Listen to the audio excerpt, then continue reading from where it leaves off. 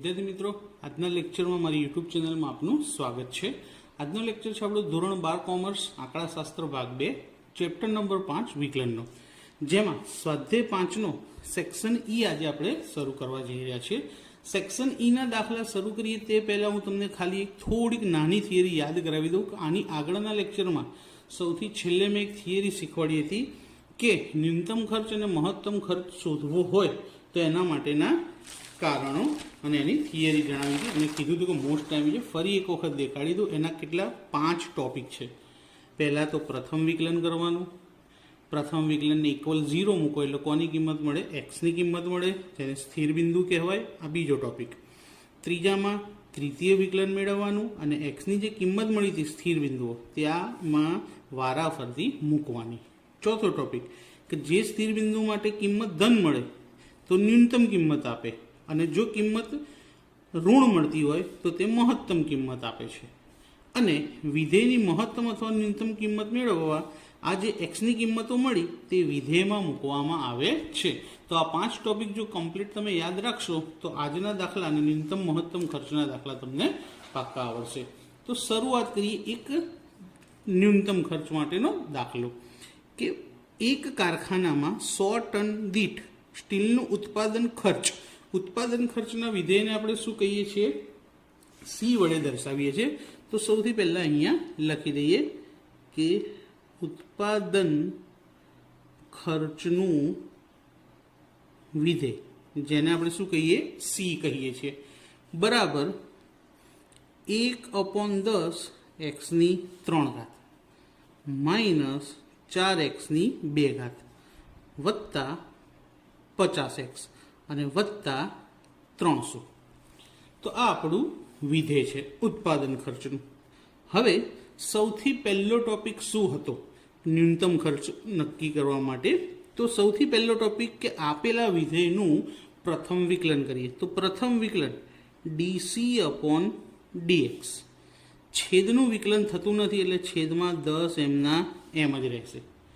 એક્સની 3 ઘાતનું વિકલન થાય, 3 આગળ આવી જશે અને 1 ઘાત ઓછી થઈ જશે। તો 3 એકા 3 અને 1 ઘાત ઓછી થાય તો એક્સની 2 ઘાત ઓછા 4x² નું વિકલન કરીએ તો 2 ચોક 8 અને 2 માંથી 1 જાય તો 1 ઘાત। 50x નું વિકલન કરીએ તો એક્સનું વિકલન થાય 1 તો 50 એકા 50 પ્લસ 50। 300 અચળ સંખ્યા છે એટલે 0 થઈ જાય, જે લખવાની જરૂર નથી।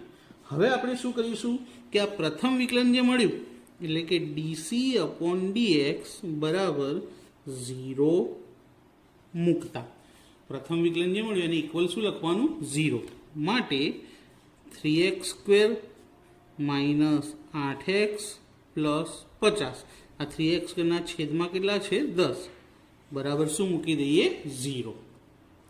સૌથી પહેલાં તો છેદ દૂર કરવો પડે। તો છેદ દૂર કરવા માટેનો એક ખાસ નિયમ કે જેના છેદમાં હોય એને નહીં ગુણવાનો, બાકી બધાને ગુણી લેવાના એટલે છેદ જતો રહેશે। એક સિમ્પલ નિયમ છે। 3ના છેદમાં 10 છે એટલે નહીં ગુણવાના, 3x²। 8ના છેદમાં નથી તો 10 × 80x વત્તા 50ના છેદમાં પણ નથી તો 10 × 50 500। 0ના છેદમાં પણ નથી તો 10 × 0 0 થઈ જાય। હવે એક્સની કિંમત શોધવા માટે આના અવયવ પાડવા પડશે। એના માટે આપણે થોડું ધોરણ 10 યાદ કરવું પડે કે 500 × 3 કેટલા થાય? 1500। સૌથી પહેલાં તો પ્રથમ અને અંતિમનો ગુણાકાર એટલે કેટલા? 1500। કેવા? પ્લસ 1500।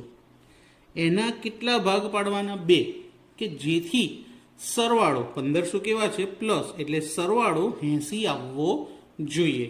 તો 1500નો સરવાળો 80 લાવવા માટે 50 અને 30, 5 તરી 15 અને 2 શૂન્ય એટલે 1500 થાય અને 50 વત્તા 30 કરો તો 80 થઈ જાય આના જેટલા। તો મધ્યમ પદ માઇનસ એટલે મોટી સંખ્યા માઇનસ અને પ્લસ માઇનસ માઇનસ। તો પહેલું પદ એમનું એમ જ રહેશે 3x²। મધ્યમ પદના 2 ભાગ પડશે, પહેલો ભાગ -50x, બીજો -30x। તો -50x માઇનસ 30x અને વત્તા કેટલા? 500 બરાબર 0। પહેલા બેમાંથી કોમન શું છે? ખાલી એક્સ. તો 3x ની 2 ઘાત હતી, એમાંથી એક એક્સ બહાર અને એક એક્સ અંદર, ઓછા અહીંથી એક્સ કોમન લીધો તો શું વધે? ખાલી 50. છેલ્લા બેમાંથી કોમન લઈશું.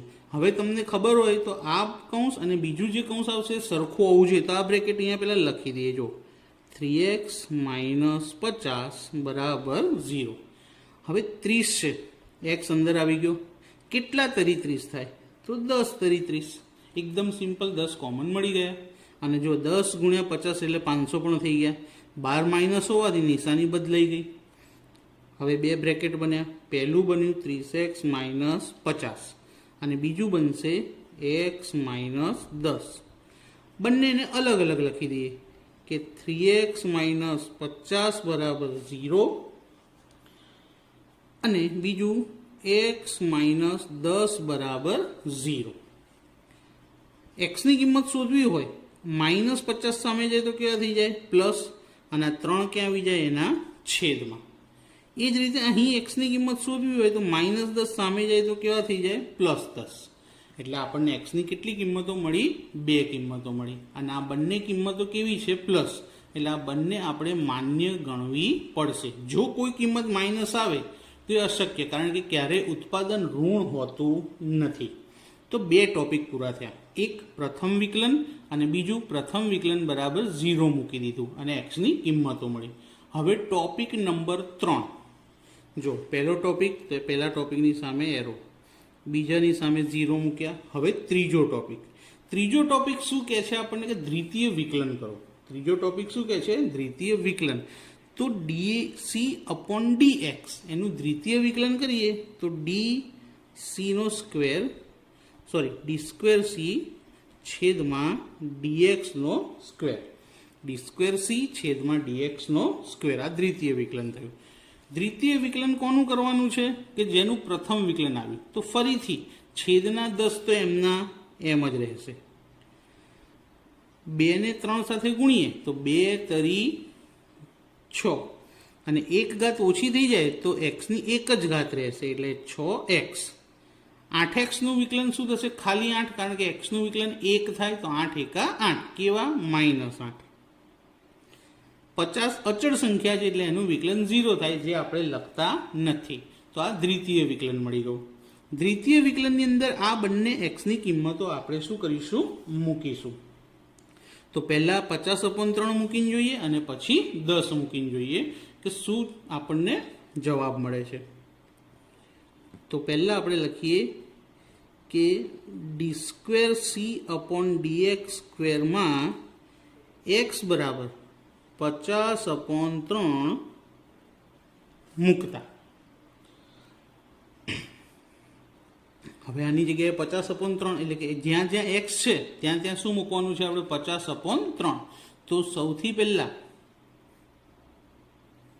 6 કૌંસમાં એક્સની જગ્યાએ શું લખીશું? 50/3 અને આખાના છેદમાં કેટલા છે? 10 અને ઓછા કેટલા? 8. હવે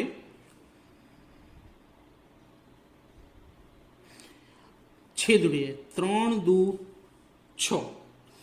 તો જુઓ 50 દુ 100 છેદમાં કેટલા? 10 ઓછા 8. બંનેમાંથી એક શૂન્ય ઉડી ગઈ. 10 માંથી 8 જતા રહે તો કેટલા વધશે? 2. 10 ઓછા 8 લખીએ. 10 ઓછા 8 કેટલા આવશે? 2. 2 ની કિંમત 0 કરતાં કેવી છે? મોટી. 2 ની કિંમત 0 કરતાં કેવી છે? મોટી છે. તો x બરાબર 50/3. x બરાબર 50/3 માટે ઉત્પાદન ખર્ચ ન્યૂનતમ મળે એવું અહીંયા લખી દઈએ કે x બરાબર 50/3 માટે ઉત્પાદન ખર્ચ ન્યૂનતમ મળે છે. હજી આપણી પાસે x ની બીજી કિંમત પણ છે. કઈ છે? 10. એ પણ ચેક કરી રહીએ. તો હવે d²c/dx² માં x બરાબર 10 મૂકતા. તો ફરી d²c/dx નો સ્ક્વેર. તો આ જે કિંમત હતી આપણે 6x/10 -8, એમાં હવે x બરાબર 10 મૂકીએ તો 6(10)/10 -8, 10 10 ઉડી ગયા. શું વધ્યું? 6 - 8 કેટલા આવશે? -2. હવે માઇનસ કિંમત 0 કરતાં કેવી હોય? નાની, એટલે લેસ ધેન લખીએ છીએ. તો x બરાબર 10 માટે ઉત્પાદન ખર્ચ મહત્તમ મળે. જો કિંમત 0 થી નાની આવે તો ખર્ચો મહત્તમ, અને જો કિંમત 0 કરતાં મોટી આવે તો ખર્ચો કેવો મળે? ન્યૂનતમ મળે. આપણને દાખલામાં શું શોધવાનું કીધું છે કે કેટલું ઉત્પાદન કરશો તો ન્યૂનતમ ખર્ચ થશે. તો કેટલું ઉત્પાદન કરવું જોઈએ? 50/3. તો એનો આન્સર આપણે અહીંયા લખી દઈએ ને કે x બરાબર 50/3 એકમોનું ઉત્પાદન કરવાથી ખર્ચ ન્યૂનતમ મળે. તો આપણો આન્સર અહીંયા એક્સની બે કિંમત હતી એટલે બંને માટે આપણે ચેક કર્યું, પણ આપણને શોધવાનું શું કીધું હતું કે ન્યૂનતમ ખર્ચ કેટલા ઉત્પાદન માટે મળે? તો x બરાબર 50/3. અને જો કદાચ મહત્તમ માટે પૂછ્યું તો x બરાબર 10 માટે ઉત્પાદન મહત્તમ મળે. પણ આપણો ફાઇનલ આન્સર શું રહેશે કે x બરાબર 50/3 એકમોનું ઉત્પાદન કરવાથી ખર્ચ ન્યૂનતમ મળે. હવે આપણે જોઈએ દાખલા નંબર 6. તો વિદ્યાર્થીઓ, દાખલા નંબર 6 એ પણ એક્ઝેક્ટ 5મા દાખલા જેવો જ છે, પણ એની અંદર એક સ્ટેપ વધારાનો કીધો છે કે ન્યૂનતમ ખર્ચ પણ શોધો. કેટલું ઉત્પાદન કરવાથી ન્યૂનતમ ખર્ચ થશે તે તો આપણે 5મા દાખલામાં હમણાં શીખ્યા, પણ સાથે સાથે એક સ્ટેપ વધારાનો એડ કર્યો કે ન્યૂનતમ ખર્ચ પણ શોધો કે કેટલો થશે. આગળના દાખલામાં ખર્ચો શોધવાનું કીધું નહોતું, ખાલી એકમ શોધવાના કીધા હતા. તો સેમ એ જ રીતે આપણે દાખલો ગણવાનો છે. તો જો તમે લોકો વિડીયોને પોઝ કરી અને ન્યૂનતમ ખર્ચ માટે કેટલા એકમ ઉત્પાદન કરવા પડશે એ જાતે શોધી શકતા હો તો શોધી લો, ત્યારબાદ મારી સાથે આગળ જોડાજો. ચલો હવે શરૂઆત કરીએ કે ઉત્પાદન ખર્ચનું વિધેય શું આપ્યું છે આપણને. તો ઉત્પાદન ખર્ચનું વિધેય c બરાબર શું આપેલું છે? 1000 + 8x + 5000/x. હવે એના કેટલા સ્ટેપ હતા? 5 સ્ટેપ હતા. આગળના દાખલામાં 4 સુધી જ ગણ્યું, હવે આપણે 5મું સ્ટેપ એપ્લાય કરીશું. તો પહેલા શરૂઆતમાં પહેલું સ્ટેપ શું કે પ્રથમ વિકલન dc/dx. 1000 અચળ સંખ્યા છે એટલે એનું 0 થઈ જાય, જે લખતા નથી. 8x માં x નું વિકલન 1, તો 8 એકા 8. હવે છેદમાં x છે અને x ની કેટલી ઘાત છે? 1 ઘાત. જો કોઈમાં ચલ છેદમાં હોય તો એની ઘાતને અંશ સાથે ગુણી લેવાની. તો અહીંયા કેટલી ઘાત છે? 1. તો 1 ને 5000 સાથે ગુણીએ તો 5000 એકા 5000. નિશાની બદલી લેવાની, પ્લસની શું કરી દેવાની? માઇનસ. અને છેદમાં 1 ઘાત વધી જાય. છેદમાં ચલ હોય તો 3 સ્ટેપ. સૌથી પહેલાં તો ઘાતને અંશમાં ગુણી લેવાની, નિશાની બદલી લેવાની અને 1 ઘાત વધારી દેવાની. તો આ આપણું શું થઈ ગયું? પ્રથમ વિકલન. હવે પ્રથમ વિકલનને 0 લખીએ કે dc/dx બરાબર 0 મૂકતા. હવે dc/dx ની કિંમત શું મળી આપણને? 8 - 5000/x² બરાબર 0. હવે છેદમાંથી x² દૂર કરવો હોય તો સિમ્પલ ટોપિક હમણાં જ કીધો હતો કે જેના છેદમાં હોય તેને નહીં ગુણવાનો, બાકી બધા સાથે ગુણી લેવાનો. તો કોની કોની જોડે ગુણીશું? 8 અને 0 સાથે. તો સૌથી પહેલાં તો x² ને 8 સાથે ગુણીએ તો 8x² માઇનસ 5000, કારણ કે 5000ના છેદમાં હતા એટલે એની સાથે ગુણાશે નહીં. x² ને 0 સાથે ગુણીએ તો શું થઈ જાય? 0 થઈ જાય. હવે 5000 માઇનસ છે, સામે લઈ જઈએ તો કેવા થઈ જશે? એ પ્લસ. તો 8x² બરાબર 5000 થશે. તો માટે 8x² બરાબર 5000. 8 ક્યાં આવી જશે 5000 ના છેદમાં? તો માટે x² બરાબર 5000 છેદમાં 8. તો x² બરાબર 625. કેલ્ક્યુલેટરની અંદર ગણજો. જો ભૂલ પડી તો પ્રિન્ટિંગ મિસ્ટેક થઈ જશે, માટે કેલ્ક્યુલેટરમાં ગણજો. હવે એક્સની કેટલી ઘાત છે? 2. તો એક્સની 2 ઘાત છે તેનું વર્ગમૂળ કાઢવું પડશે. તો 625નું વર્ગમૂળ નીકળશે 25. પણ પ્લસ પણ હોઈ શકે અને માઇનસ પણ હોઈ શકે. માટે એક્સની 2 કિંમત મળશે, એક +25 અને બીજી -25. પરંતુ કોઈ પણ વસ્તુનું ઉત્પાદન ક્યારેય ઋણ હોય નહીં, માટે આ કેવું થઈ જશે? અશક્ય. માટે આપણો આન્સર શું આવ્યો? x બરાબર 25. હવે સ્થિર બિંદુ x મળી ગયું. હવે દ્વિતીય વિકલન કરીશું કે d²c છેદમાં dx². તો પ્રથમ વિકલનનું દ્વિતીય વિકલન કરવાનું. તો જુઓ 8 અચળ સંખ્યા એટલે એનું વિકલન શું થઈ જશે? 0. અને આ 5000/x² છે કેવા? માઇનસ. તો આનું વિકલન કરવાનું છે. તો પહેલાં અહીંયા લખી દો એકવાર, 8 - 5000/x². આનું વિકલન કરવાનું છે. તો જો 8 અચળ સંખ્યા એટલે એનું વિકલન શું થઈ જાય? 0. છેદમાં xની 2 ઘાત છે. તો સૌથી પહેલાં તો ઘાતને ઉપર ગુણી લઈશું. તો 5000 ને ઉપર ગુણીશું તો કેટલા થઈ જશે? 10000. 10000. નિશાની બદલવાની, માઇનસ છે તો શું કરી દઈશું? પ્લસ. અને છેદમાં 1 ઘાત વધી જશે. તો એક્સની 2 હતી તો હવે કેટલી થઈ જશે? 3 થઈ જશે. છેદનું વિકલન કરવાનો નિયમ ખાસ યાદ રાખજો. 3 સ્ટેપ છે. ઘાતને ઉપર ગુણવાની, નિશાની બદલવાની અને 1 ઘાત વધારી દેવાની. હવે આ જે એક્સની કિંમત મળી એ d²c/dx² માં મૂકી દે કે x બરાબર 25 ને d²c/dx² માં મૂકતા તો આ જે કિંમત મળી d²c/dx² માં 10,000 છેદમાં x નો ઘન છે એની જગ્યાએ કેટલા મૂકવાના છે? 25. 25નો ઘન. તો 10,000 છેદમાં, હવે 25ની 3 ઘાત કરીએ તો 25 ગુણ્યા 25 ગુણ્યા 25 તો 15,625. હવે આ રકમ પ્લસ છે કે માઇનસ છે? પ્લસ. પ્લસ રકમ હંમેશા 0 કરતાં કેવી હોય? મોટી.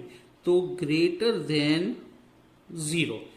જો 0 કરતાં મોટી રકમ આવે તો ખર્ચ કેવો થાય? ન્યૂનતમ. તો લખી નાખવાનું નીચે કે માટે x બરાબર 25 માટે ખર્ચ